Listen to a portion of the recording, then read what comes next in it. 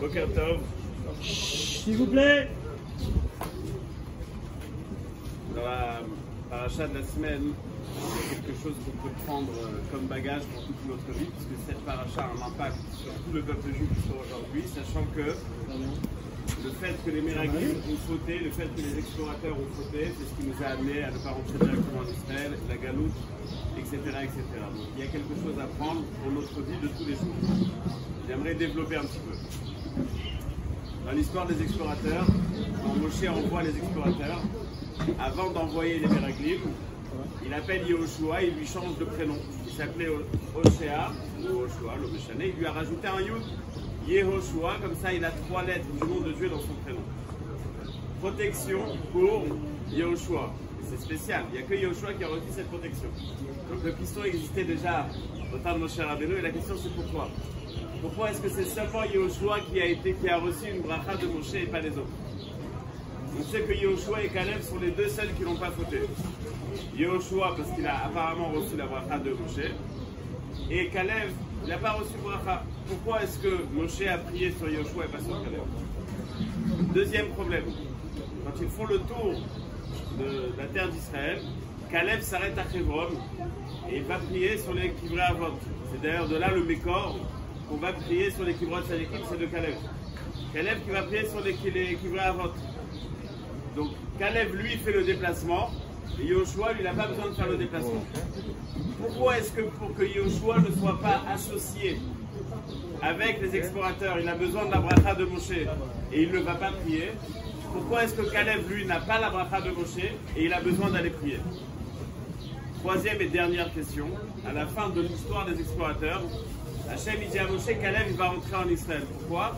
Parce que lui il a eu le courage de faire taire tous les Méraglim. Il les a fait taire quand ils sont revenus. Yahas Caleb, il les a fait taire. Et puisqu'il les a fait taire, alors je vais le faire rentrer en Israël. En vérité, Yehoshua aussi il est rentré en Israël. Mais Yehoshua ne les a pas fait taire. Et la question c'est pourquoi?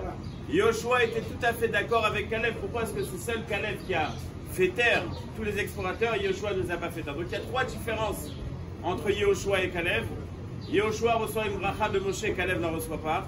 Caleb va prier à Hebron, Yehoshua ne va pas à Hebron, et Caleb fait taire les explorateurs quand ils reviennent, Yehoshua ne les fait pas taire.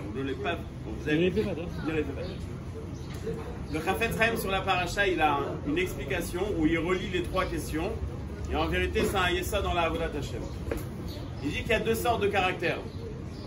Il y a le caractère je pense donc je suis, et il y a le caractère je suis donc je pense. Je vais expliquer. Quand on vit en société et qu'on ne vit pas forcément avec des gens qui nous ressemblent, que ce soit en termes de religion, en termes d'intellectuel, n'importe quel niveau, on ne se ressemble pas, on n'est pas forcément d'accord. Il y a des personnes qui vont être monsieur gentil, ils ne vont rien dire. Ils n'ont pas besoin de s'affirmer. Je pense donc je suis. Ça veut dire que ce que j'ai envie d'être, je le garde à l'intérieur. Je n'ai pas besoin d'affirmer la différence. Je n'ai pas besoin d'affirmer. Je sais que je suis différent et je vais continuer à vivre ma vie telle que je pense que je dois la vivre. Il y a ceux qui sont juste le contraire. Ils ont besoin de s'affirmer, de marquer la différence pour être capable de rester dans le même kivoun. C'est-à-dire que pour être sûr de rester tel qu'ils ont envie d'être, ils vont se battre avec tout le monde. Non, je ne suis pas d'accord. Non, je ne suis pas d'accord. Moi, je pense que ça doit être comme ça. Ça existe aussi. Donc, je suis, donc je pense. J'ai besoin d'être présent, de donner mon avis pour être sûr d'être différent. Le Chafetz Chaim nous dit que dans les 2 façons de se conduire, il y a un point positif et un point négatif. Le point positif de celui qui est gentil, celui qui n'a pas besoin de s'affirmer, celui qui est je pense donc je suis, le point positif, il est très simple. Il n'a pas d'ennemis. Il ne va pas marquer la différence, il s'arrange avec tout le monde. C'est positif. Mais le côté négatif, c'est qu'au fil du temps, il risque de s'habituer à vivre avec ces gens-là et donc d'être imprégné de leur façon d'être. Et donc au fil du temps, il risque de s'abîmer. L'Admour Misatmar, il a une explication quand Yaakov doit quitter la vanne. Alors il y a marqué que Yaakov a appelé Léa et Rachel dans le champ, il leur a dit Pnei avichem enam elai kitmon shilshom. Et l'explication simple de ce passouk, c'est que je sens que votre père, il n'a pas le même regard qu'il avait sur moi, comme il n'a pas le même regard. L'Admour Misatmar, il dit non, c'est le contraire. Yaakov, il savait faire la différence entre lui et Lavan. Mais au fil des années, il a remarqué que quand lui regardait Lavan, ça le dérangeait déjà un peu moins. C'est-à-dire qu'au fil du temps, il a commencé à s'habituer à vivre en cohabitation avec lui, ça le dérangeait moins. Je dis qu'il connaît la Bourmi Satmar, il sait ce que ça veut dire, mais en tous les cas, il y a un risque quand tu vis dans une société, tu risques d'être imprégné des idéaux de la société si tu fais pas la démarche. Mais d'un autre côté, tu t'arranges avec tout le monde. Donc c'est positif parce que tu es copain avec tout le monde, mais c'est négatif parce que tu risques de t'abîmer en termes de hashkafa, en termes de vision de la vie. D'un autre côté, celui qui est là en train de s'affirmer, celui-là c'est le Marocain, c'est lui il est là, donc il a besoin il a besoin de montrer qu'il est présent. Il a beaucoup d'ennemis. Alors lui, il va marquer, il va faire la démarche. Alors là, il y a bien la faire. Mais par contre, il va créer une coalition autour de lui qui va être contre lui. Donc, en termes de hashkafa, en termes de vision, il va être dur comme du roc. Là, Dessler raconte qu'il fumait 40 cigarettes par jour. Et quand il a décidé d'arrêter de fumer, il a dit à tout le monde, j'ai arrêté de fumer, j'ai arrêté de fumer, j'ai arrêté de fumer. Sa femme lui dit, mais t'as pas arrêté de fumer? Et elle dit, mais non, que j'ai dit à tout le monde, j'ai arrêté de fumer, je vais être capable de continuer à fumer, c'est pas possible. Donc je vais être ce que j'ai décidé de dire que je suis. Donc il va s'affirmer. Le fait de s'affirmer, c'est sûr que ça va l'aider à conserver ce qu'il a envie de conserver. Mais d'un autre côté, il a fait des vagues. Et il a créé des ennemis. Nous dit le Chafetz Chaim que mon cher Rabbeinu, il connaissait le caractère de Caleb, il connaissait le caractère de Yoshua. Le caractère de Yoshua, c'est le costaud. Il a besoin de s'affirmer. C'est d'ailleurs lui qui va être le manig. Il n'a pas peur de dire ce qu'il faut dire. Donc, lui, parce qu'il n'a pas sa langue dans sa poche, puisqu'il a l'habitude de dire ce qu'il pense, il va dire aux explorateurs ce qu'il pense. Et donc, il va créer autour de lui une coalition de gens qui ne vont pas le supporter. Donc, Yehoshua est en danger. Puisque Yehoshua est en danger, je lui rajoute le nom de Dieu pour le protéger. Yehoshua a besoin de cette protection. Caleb, par contre, lui, il n'aura aucun danger. Pourquoi? Parce que même s'il n'est pas d'accord, il va se taire. Donc lui, il n'y a pas de danger qu'il soit attaqué par les autres Meraglim. Alors la question est très simple. C'est vrai qu'il n'y a pas de danger à ce niveau-là. C'est vrai qu'il n'y a pas de danger qu'il se fasse attaquer. Mais il y a un autre danger. Peut-être qu'au fil du temps, il va être imprégné des idéaux des explorateurs. Nous dit le Chafetz Chaim, mais là, il y a quelque chose que Moshe Rabbeinu ne peut pas faire. Akol bidei shamayim chutz mirat shamayim, comme ça a été si joliment dit hier. Toi, tu veux te renforcer en Yirat Shamayim, moi, ma bracha ne peut pas t'aider. Moi, mon cher Rabbeinu, ma bracha ne peut pas t'aider, débrouille-toi. Ma bracha ne peut pas t'aider, tu dois te débrouiller. Pas seulement elle ne peut pas t'aider, elle peut même t'induire en erreur. Quelqu'un il m'appelle, il me dira, je vais aller habiter à Miami Beach. La brioute, mais il y a des problèmes avec ce qu'on va voir et tout. Si tu lui fais une bracha, il va se mettre au balcon tranquille. Et là, la bracha, c'est bon. Si tu lui dis, mais tu peux pas, débrouille-toi. Ah ben, il va pas y aller. Caleb, quand il a un problème de Yirat Shamayim, il ne peut pas se tourner vers Moshe, j'ai besoin que tu m'aides dans Yirat Shamayim. Débrouille-toi. Et si je te donne la bracha, je vais t'induire en erreur. Donc, le dit le Chafetz Chaim, on peut comprendre pourquoi est-ce que Yehoshua et Caleb se sont conduits différemment. Yehoshua reçoit la bracha, pourquoi est-ce qu'il reçoit la bracha? Parce qu'il prend des risques. Quand il parle, il prend des risques. Donc, Moshe doit le protéger. Caleb, lui, ne reçoit pas de bracha. Pourquoi? Parce que lui, il n'a aucun risque. Ah, il a un risque spirituel. Débrouille-toi, mon ami. C'est ce que Caleb fait. Il va à Hebron. Il va prier. Yehoshua, il n'a pas besoin d'aller prier. Lui, c'est celui qui est tout le temps en train de lever le drapeau. Moi, je suis contre tout le monde. Il n'a pas besoin d'être mitrazek. Lui, il est contre tout le monde de toutes les façons. Donc, il n'a pas besoin. Il fait sa guerre au jour le jour. Mais Caleb, qui ne fait pas la guerre, il a besoin d'aller prier. Il a besoin d'aller prier pour être mitrazek en Yirat Shamayim. Il faut bien comprendre que même s'il n'est pas exaucé, c'est déjà suffisant. Il n'a pas besoin que Hachem l'aide dans sa Yirat Shamayim. Le fait qu'il a décidé de demander à Hachem, c'est suffisant. C'est pour ça que Moshe ne lui donne pas de bracha. Il lui dit, bah, tu sais quoi, débrouille-toi. Ah, tu vas faire un effort. Cet effort va créer chez toi la force pour contrer toute l'ambiance que les explorateurs vont amener. Mais c'est beaucoup plus fort que Yoshua alors finalement. Je ne sais pas si on a besoin de faire ce genre de calcul, mais je vais arriver à une conclusion. Qu'est-ce que nous, on doit faire? Est-ce qu'on fait comme Yoshua ou comme Caleb? C'est-à-dire, chacun a son caractère. Il n'y a pas du fort moins fort. Donc, Caleb, lui, va prier à Hebron. Pourquoi? Parce qu'il a besoin de se renforcer. Yoshua, lui, n'a pas besoin d'aller prier. C'est pour ça, nous dit que le Chafetz Chaim, que quand les explorateurs reviennent, Le seul qui peut faire taire les explorateurs, c'est Caleb. Pourquoi? Parce que Yoshua, on sait, c'est l'extrémiste. Il veut prendre le micro, on lui donne pas le micro. On lui donne pas le micro, mais Caleb, il dit, moi aussi, je veux prendre la parole. Vas-y. Pourquoi vas-y? Et parce que jusqu'à maintenant, tu étais comme tout le monde. C'est pour ça que Vayahaz Caleb, c'est pour ça qu'il est le seul à être capable de les faire taire. Et c'est pour ça qu'à la fin de la paracha, quand Hachem nous dit qu'il va faire rentrer Yehoshua et Caleb en Israël, pourquoi est-ce qu'il va faire rentrer Caleb? Parce qu'il les a fait taire. Pourquoi est-ce que Yehoshua ne les a pas fait taire? Parce qu'il n'est pas capable de les faire taire. Parce que justement, il a tout de suite démarqué, donc on ne lui aurait jamais donné le micro. Donc on a deux approches différentes. Et ces deux approches différentes qu'on pourrait adapter à notre vie. Comment est-ce qu'on pourrait adapter à notre vie? On vit dans un système où il y a des gens qui sont différents. Qu'est-ce qu'on fait? On se bat, on se tait. Alors c'est pas compliqué. Tour Shulchan Aruch Chelek Aleph, première phrase.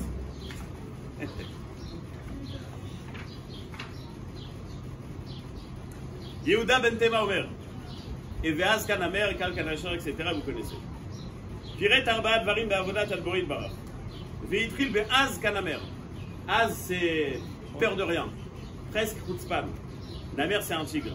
Les fiches ou Klal Gadol Be'avodat Al-Borit Barach. Les fiches Pe'ami Madame Chafetz La'asot Mitzvah. Donc des fois, on veut faire des mitzvot. Ve'nimna Mila'asota Mipne Bnei Adam Shemaligim Alav. Ah, il est devenu religieux, lui. Ah, il commence à mettre la kippa. Ah, il met le talit katan. Donc, t'as honte. T'as honte de la société. La première chose qui bloque une personne pour avancer, c'est qu'est-ce qu'on va dire. Ok? Ve'alken izir. Chez Taïz Panecha. Où est-ce que c'est?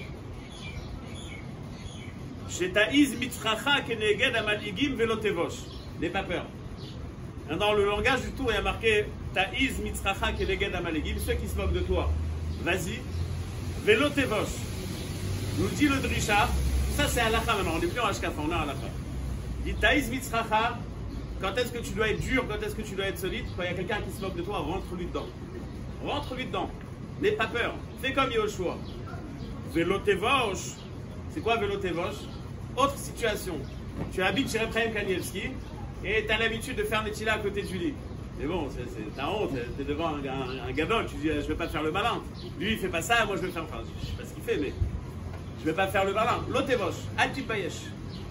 Ce que tu as décidé de faire, tu dois faire. Donc nous dit le Drisha, il y a deux qualités à avoir. Quelqu'un qui se moque de ta Torah, rentre-lui dedans. Quelqu'un dont tu as honte quand tu fais la Torah devant lui parce qu'il est plus grand que toi, n'aie pas honte. Bien sûr, tu ne dois pas lui rentrer dedans. Apparemment, c'est Yehoshua qui avait raison. Pour ta question, apparemment. Pourquoi est-ce que je dis apparemment? Parce que dans le Beit Yosef, il dit c'est une autre explication. Juste le contraire.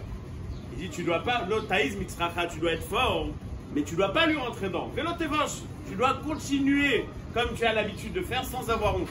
Donc tu dois pas essayer, tu dois pas rentrer en guerre avec celui qui est contre toi. Tu dois seulement ne pas avoir honte de lui. Vient le bureau halakha, Mishnah halakha le maaseh, il dit ça dépend. Ça dépend. Si c'est un inyan public, où il y a quelqu'un qui fait la guerre contre la Torah publiquement, à la guerre comme à la guerre. Mais si c'est un inyan privé, entre toi et lui, tais-toi. Ça veut dire qu'on doit être capable d'avoir les deux traits de caractère. Le plus gentil doit être le plus fort pour faire la guerre. Celui qui est capable de s'arranger avec tout le monde, mais quand il pense qu'il y a un problème public, il doit rentrer dedans. Donc la conduite à avoir entre Yehoshua et Caleb, c'est pas ou comme ça ou comme ça. C'est des fois comme ça et des fois comme ça. Il faut savoir où adapter. Mais il faut savoir être suffisamment fort pour être capable de le faire. J'aimerais rajouter un petit détail, puisque j'ai encore combien de temps? J'attends pas. 20 minutes, un quart d'heure, 20 minutes. Dans cette braïta là, de Yehuda ben Tema, ceux qui arrivent tôt à la Tfila la disent tous les matins, en général on l'a dit, voilà, on l'a dit pas. On dit que ça, on dit que ça. Pardon? On dit que ça, on saute les... Yehuda ben Tema Omer et Az Kanamer. On a expliqué c'est quoi Az Kanamer. Être puissant. Être puissant, c'est-à-dire être sûr de soi. Quand on fait quelque chose, on ne doit pas avoir honte. Kal Kanesher. C'est quoi Kal Kanesher? Il dit le tour. On parle d'un aigle. Quand il voit une proie, il est focalisé sur la proie. Il ne regarde pas à droite à gauche. Tu dois savoir où tu as le droit de poser tes yeux. Ça fait partie des 4 règles que le Shulchan Aruch a décidé de mettre en premier, d'accord? C'est-à-dire qu'il faut comprendre que c'est pas un détail, non. C'est la première chose que le tour a ramené, c'est ça. Kal Kanacher, tu dois savoir où est-ce que tu poses tes yeux. Tu ne dois pas les laisser traîner n'importe où. Ratz Katzvi ve Gibor Kari. C'est quoi Ratz Katzvi? Ratz Katzvi, c'est celui qui est zariz, qui est zélé. Il est zélé. Ve Gibor Kari, vous dit le tour.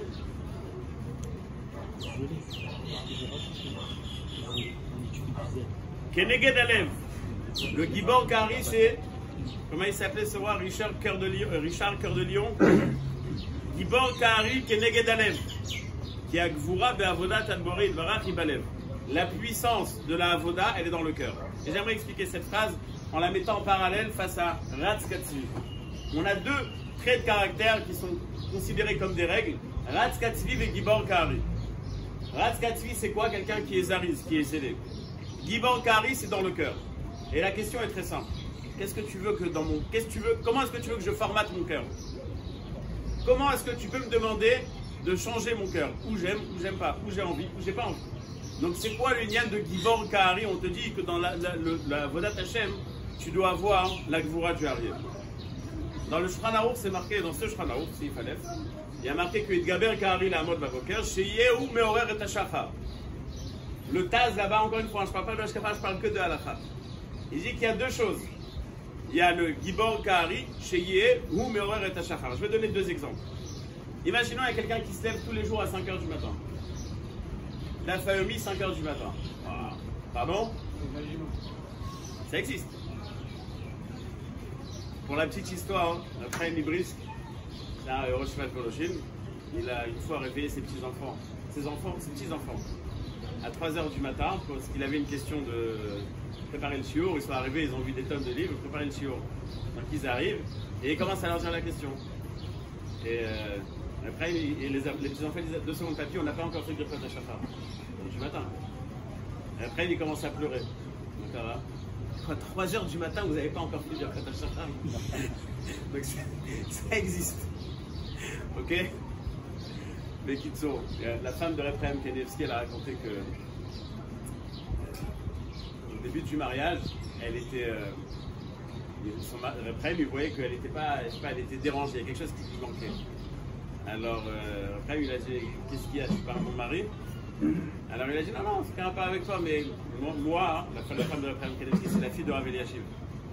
Rav Eliashiv, il avait 11 enfants dans un 2 pièces. Celui qui veut aller le voir, il peut aller le voir. Et donc, ils dormaient tous, ils dormaient à tour de rôle, on va dire. Et donc, quand Rav Eliashiv, il se levait tous les matins à 3 h du matin pour étudier. Et quand il se levait, donc il y avait un lit qui se libérait. Donc, il prenait chacun son tour, c'était la tournée des filles. Il prenait 2 filles pour aller les mettre dans son lit. Alors, il dit, moi, bon, donc c'était mon tour aussi. Mais quand il me mettait dans le lit, donc il me réveillait, je restais réveillé pour entendre l'étude de mon père. Maintenant, toi, Chaim, je suis très sérieux, mais à 3 h du matin, j'ai un manque. Mais là, c'est ça le problème. Eh ben, je vais me lever à 3 h du matin. Ça existe, donc ça existe. Mais Kitso, 2 sortes de personnes. Il y en a un qui va se lever à 5 h du matin.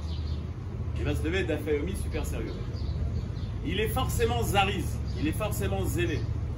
Mais peut-être qu'en vérité, il se lève tous les jours à 5 h du matin, mais il a mis son réveil à 4 h. Et que de 4 h à 5 h, il est en train de se tourner dans tous les sens. Non, je me lève, non, je me lève pas. Et tous les jours, il se lève à 5 h. Donc, en termes de zrizout, il est zariz, il se lève à 5 h, c'est pas un flemmard, il est levé tôt. Mais en termes de gvura, c'est pas encore ça. Parce que quand il se lève, il se lève pas avec toute l'exaltation, toute la gvura. Il y a un gars, il se lève à 10 h. Mais quand il se lève, comme un lion. Quand j'étais à l'Yeshiva Ktana, on dormait à l'Yeshiva Ktana, il y avait un bachot qui ne voulait pas se lever le matin. Et de celui qui nous réveillait, il est venu un jour, il lui a jeté un verre d'eau à la figure pour le réveiller. Et il a hurlé, quand il a mangé, je crois qu'il a rentré dans la douche. Et Rabbi Yaakov, il est arrivé à ce moment-là, Rabbi Yaakov Teledador, et il nous a fait une sikha après la sila.